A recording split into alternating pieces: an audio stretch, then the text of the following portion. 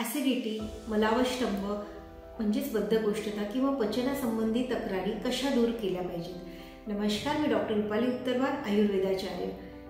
आयुर्वेदिक जीवनशैली अंगीकारावी। सर्कॅडियन रिदम म्हणजेच निसर्ग चक्राप्रमाणे आपलं जीवनमान असावं, आपली दिनचर्या असावी। आयुर्वेदामध्ये ब्रह्ममुहूर्त उत्तिष्ठ असं सांगितलं आहे, म्हणजे साधारणतः सूर्योदयापूर्वी 1.5 तास अगोदर उठलं पाहिजे।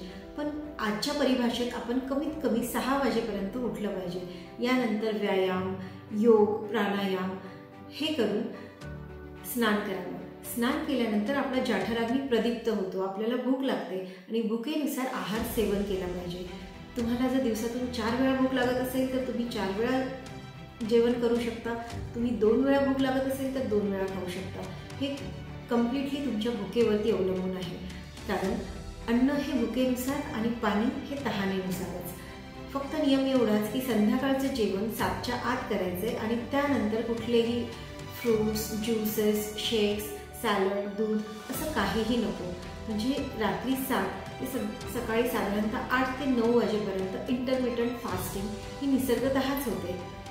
जेवताना काय काळजी घ्यावी? जेवताना अजिबात पाणी न पिणे किंवा खूप पाणी पिणे, या दोनही गोष्टी चूक आहेत। जेवताना एक घोट पाणी मधून मधून पीत राहिलं पाहिजे, जेणेकरून तुमचं पचन व्यवस्थित होतं। जेवताना सावकाश जेवावं।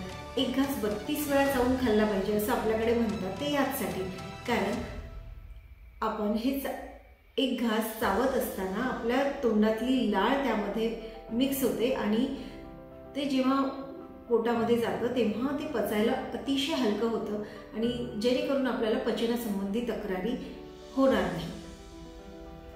काय टाळावं? तर तिखट, चमचमीत, मसालेदार, खारट पदार्थ टाळावेत। जड अन्न, पचायला जड असं अन्न टाळावं। खूप आंबवलेले पदार्थ सतत घेणं टाळावं। पॅकेट फूड टाळावं। या गोष्टी टाळल्या आणि घरचा साधा सात्विक आहार घेतला तरीही आपण व्यवस्थित राहू शकतो। फळं कुठली खावी? फळं ही सीझनल खावी। ज्या सीझनमध्ये जे फ्रूट्स अवेलेबल असतात ते त्यावेळी खाल्ले पाहिजे आणि आपल्या प्रदेशानुसार खावेत। जसं आपल्याकडे जे फळं पिकतात, जे फळं मिळतात, ती फळं आणि त्या भाज्या आपल्यासाठी पौष्टिक किंवा योग्यच असतात। आता यासोबतच निद्रा कशी असावी? कारण आहार, व्यायाम आणि निद्रा हे 3 उपस्तंभ म्हणता येईल एवढं आवश्यक आहे की एक निरोगी आयुष्य जगण्यासाठी। तर आपल्याला साधारणतः 6 ते 8 तासांची झोप आवश्यक असते। यासाठी काय केलं पाहिजे? तर साधारणतः रात्री 11 ते 5 या वेळेत तुम्ही झोपलेलं असावं, त्यामुळे रात्रीची जागरणं नकोत। रात्री 10 ते 6 ही जर झोपेची वेळ असेल तर उत्तमच।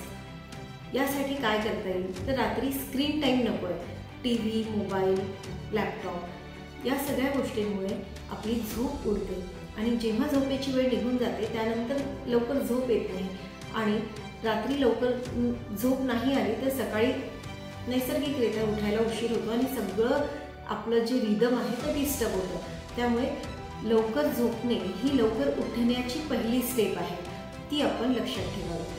आणि या प्रकारे आपण आयुष्य जगल्यास आपल्याला पचन संदर्भात कुठल्याही तक्रारी होत नाही आणि जरी झाल्यास जर काही प्रॉब्लेम असेल तर आयुर्वेदामध्ये ऋतुशोधन किंवा पंचकर्माद्वारे चिकित्सा सांगितली आहे। याशिवाय औषधींद्वारेही ॲसिडिटी, बद्धकोष्ठता किंवा इतर तक्रारींवर व्यवस्थित समाधान मिळू शकतं।